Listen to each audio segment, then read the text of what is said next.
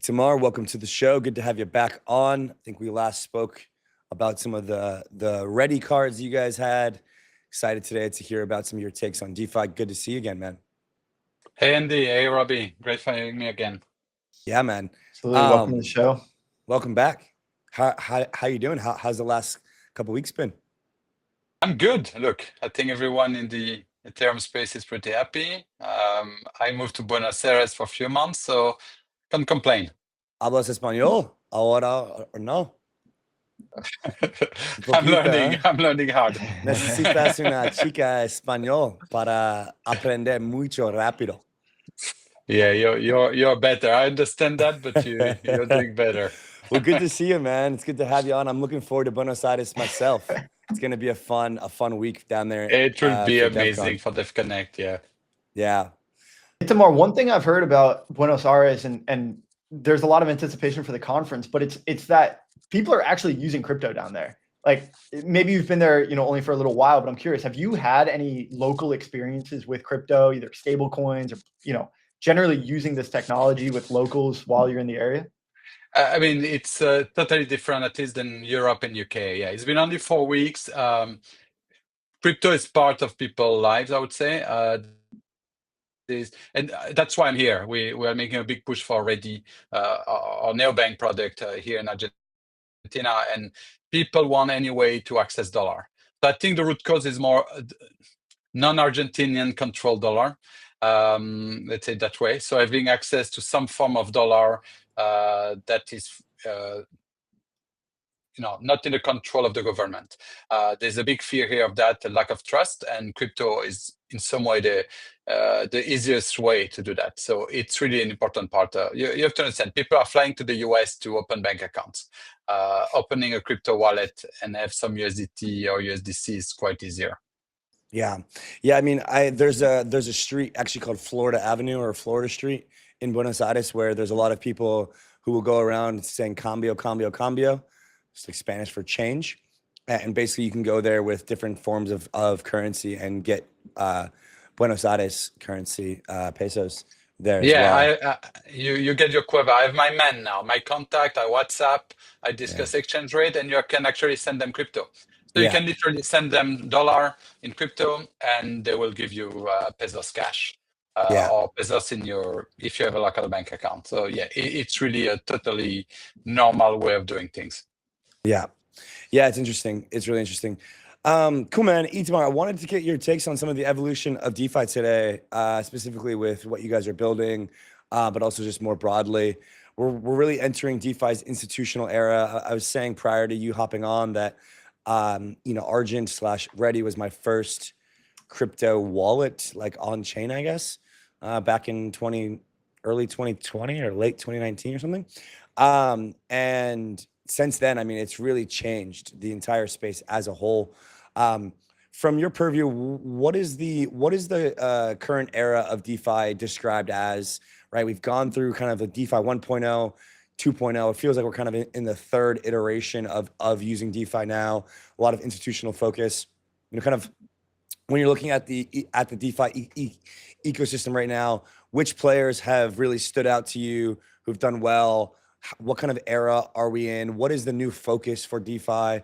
Kind of like, lay the land for us a bit, if you will. So I would say what I see in DeFi, you mentioned institution. What I see at Ready for institution is a bit the same shift, which is we're starting to see adoption of DeFi from people who don't really think about it as DeFi or don't really have a wallet. For us, DeFi was always, you get a crypto wallet, you connect to a DApp, you interact with it. Now you see DeFi or DeFi liquidity moving into connecting to non-crypto, I would say, marketplaces in some way. So when you see Coinbase, for example, integrating more for their Bitcoin loans, you are interacting with a very centralized front entity, a centralized product, but behind the scene, they will leverage DeFi just because it's a more efficient way. And I compare that to what we do now because Ready is becoming much more of a neobank. It stays totally non-custodial. That's the difference. But as a user, they will not think about it as a wallet, as being on-chain. They will not know. And we just decided that the most efficient rail to provide them those services is to leverage DeFi. So I think that's really the change, where DeFi is moving back to really becoming protocols, what they want it to be, and not deal with front end.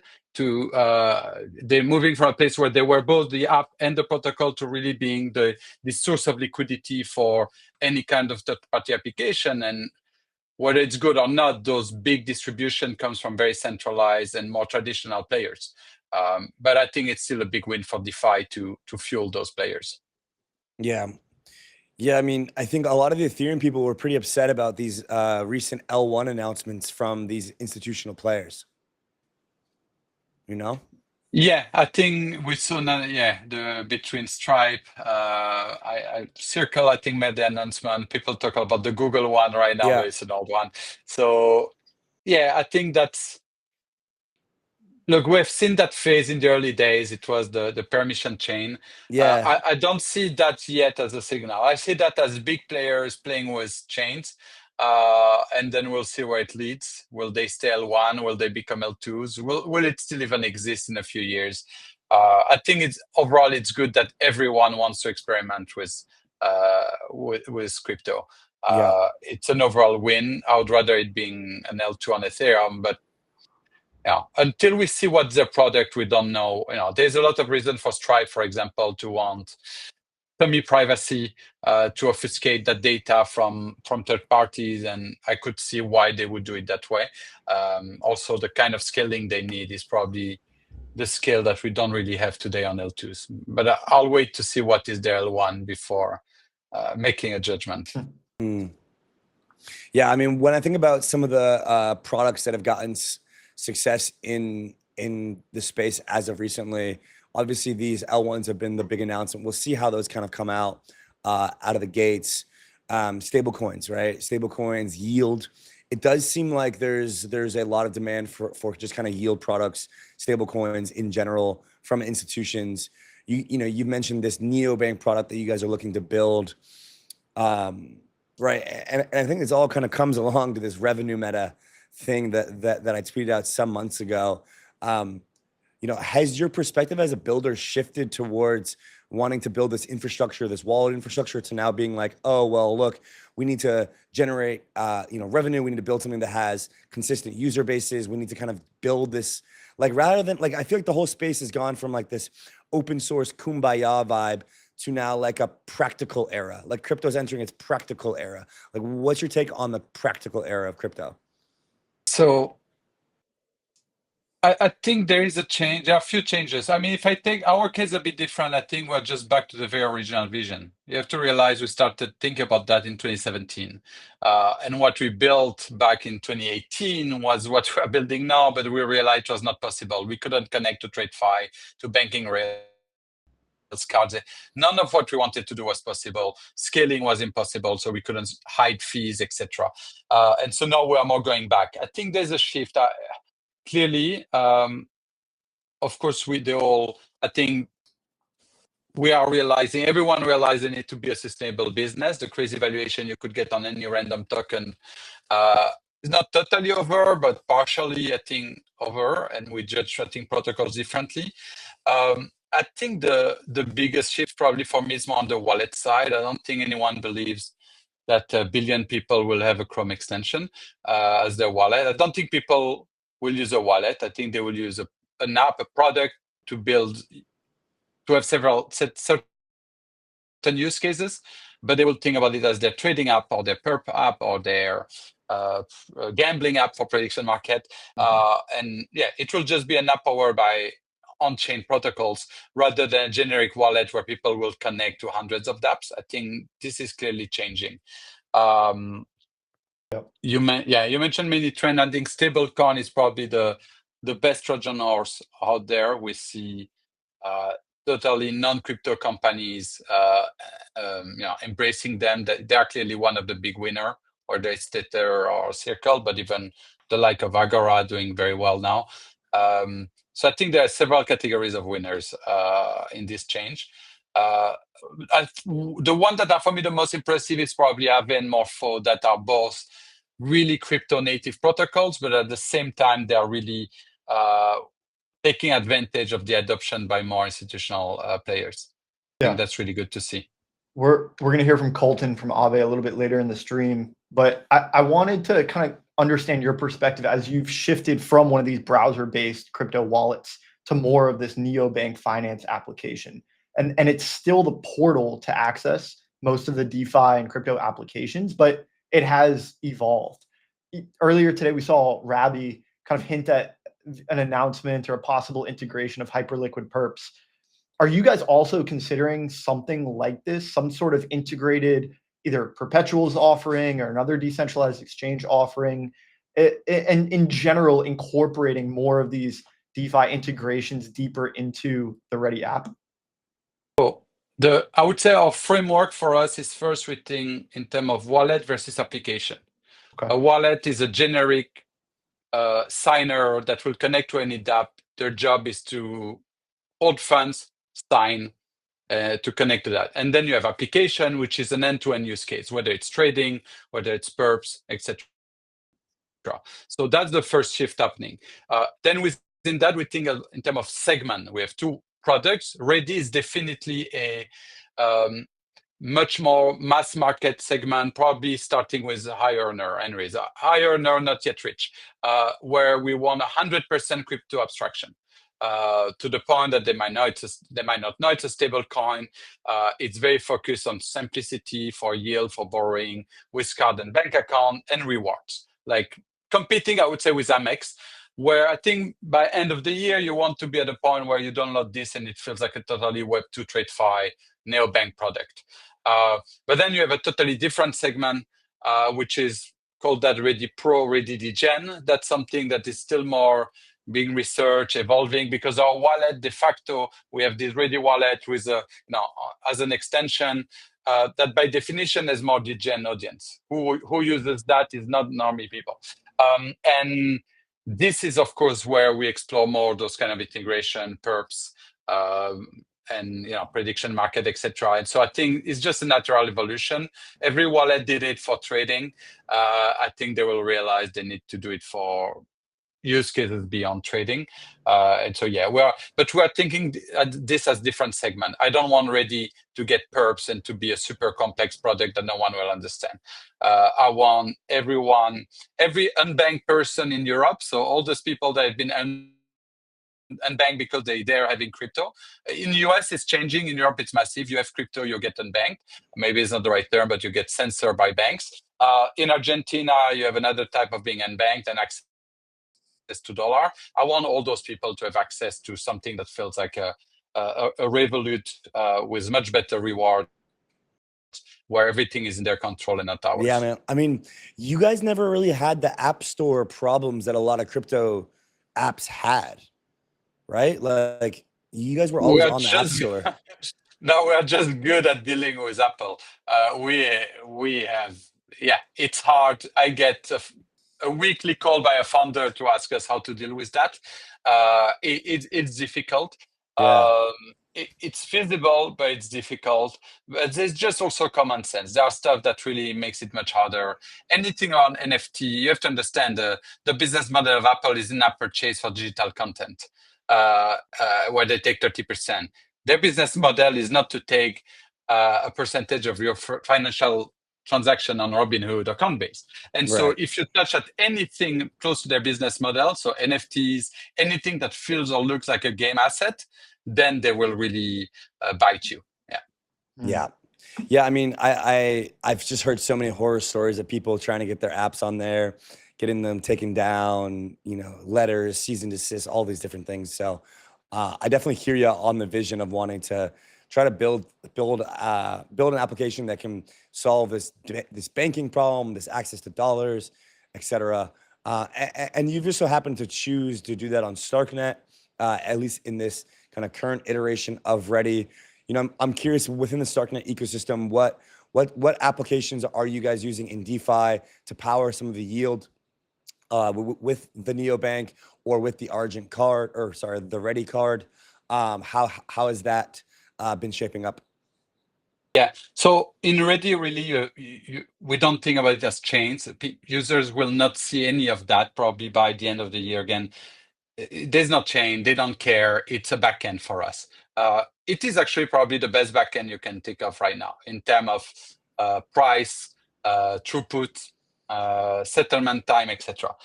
Then there is what do we offer to the user? And again, here we really want to abstract all that. That thing today is just easy to do it on Starknet for us because actually there's really good source of yield because there are incentives. As simple as that.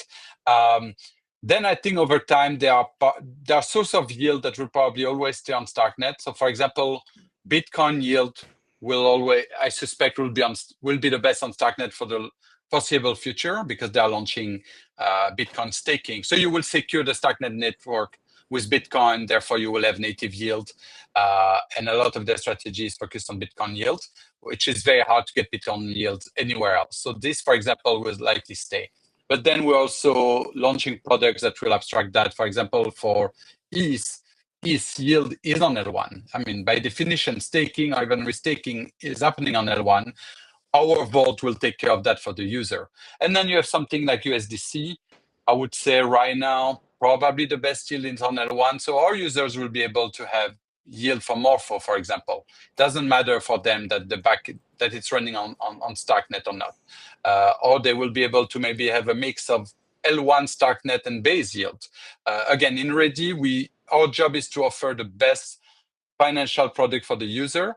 They shouldn't care of any of that. And so the product, we don't see it as a cross-chain wallet. We see it as cross-chain financial products. And if tomorrow the best yield is on some alternative L1, we'll go find it there. Makes sense. Makes sense. I'm curious, do you guys plan to get a lot of these users from Buenos Aires, from Argentina into the Ready app while you're there? Or like who's your target ideal, consumer demographic? Yeah, so the reason I moved here for a few months is we everyone wants to build a crypto neobank. That doesn't mean much. A neobank just means a financial product, basically. There are 10,000 banks in the world. Everyone has different segment, and I don't think anyone really knows where crypto can add the most value. We have our hypothesis, and we're starting with higher earners, with a lot of opportunity to differentiate and to literally beat Amex on the reward model. You mentioned yield earning, stablecoin, things like that. So you can hold cash and start earning. It's quite unique to crypto. You need to have a banking license to offer that in traditional world, and that would take a startup probably 10 years to get there. And so in Argentina, we have a single market with super high adoption of new products. They have so low trust in existing institutions that they will try many things. High adoption of crypto, and let's be honest, it's easier, for example, with our card to first target crypto users. They already have crypto, and today our bank accounts are not live yet, so easier to target a crypto user. So I have high adoption of crypto, someone willing to try new products, and then I have big high earner middle class segment. I have a big segment of people who want dollar, which is a strength of crypto today, people who want to work for foreign companies. And I have, of course, a population who is super scared of inflation and suffer from inflation a lot. And so I can test a lot of our hypotheses around segment in that single market. And if you, and you see some crypto products, as you mentioned earlier here, having massive traction. And so we are, with our goal of, I think we can really bring an order of magnitude more adoption because we're abstracting significantly more of the complexity there. But realistically, our biggest market now is not Argentina. I'm here to learn. It's probably still UK, US, Europe. And in 4 weeks, we already found so many challenges with the card. We are about to therefore issue a local card. We will bring the FX Pesos USDC outside of the Visa MasterCard loop because it's an exchange that its FX that is very complex, high volatility. We will do much better basically by bringing it on our side and hopefully at some point on chain. And so all these pain points, I'm here to figure out how to have really an end-to-end experience that beats any local products with the goal of probably by DEFCON we'll make announcements very specific to Argentina. It takes quite a bit to survive in crypto this long. You've been building, since we've been around for our first crypto wallet. And so what kind of advice, or have you gotten any advice along the way like that has helped you survive in this industry? Because we've certainly seen people crash out. What is some advice that you have gotten or you could provide to anyone who's building in the industry now? So I think you're right. I think it's probably a miracle. We're still we're still there with high spirit. I think people first need to understand they are not alone. Whether you're a wallet, whether you're even an L2, many L2s have a rough time, but they are not alone. It's really hard for everyone. I think crypto is in search of the various areas of PMF, basically. Where can crypto solve problem? And I think over the past years we started finding some. I think having multiple founders is very important. I always say that the more founders you have, the more likely there's one of them that is positive on that day. The company died the day the 2 or 3 founders are bearish on the same day. I would say add new blood in your team. Don't be worried of losing. It's so long. You will lose people. We have a very, very high retention rate at Ready. But I think having new blood, you get new people with very high energy, and that will motivate everyone. So no miracle advice. It's so hard to keep, especially in bear markets. Yeah. What's the last thing here for you, Itamar? What's the kind of current vision for Ready? In 6 months, where do you want to be?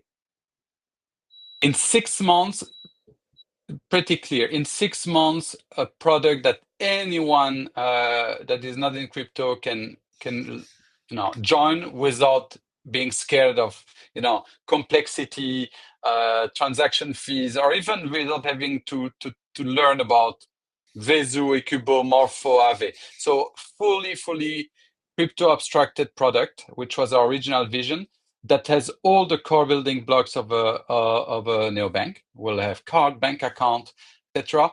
But also that has all the benefits of crypto. So especially around yield, we just launched loans in the app, so you borrow straight, never sell your ETH, never sell your Bitcoin. So I think we'll get. So right now we've been busy adding, and now we'll be busy over the next few months removing everything, like hiding all that complexity. We'll be in a good place by end of year. So I think 6 months is a good target. Awesome. Itamar, thanks so much for coming on. Really appreciate your hard work and generally being a steward for the industry. You've survived this far, very Lindy so far, so we expect you to survive and keep up the great work. Yeah. Awesome. Thanks, I look Robbie forward to and seeing Andy. you in Buenos Aires, man.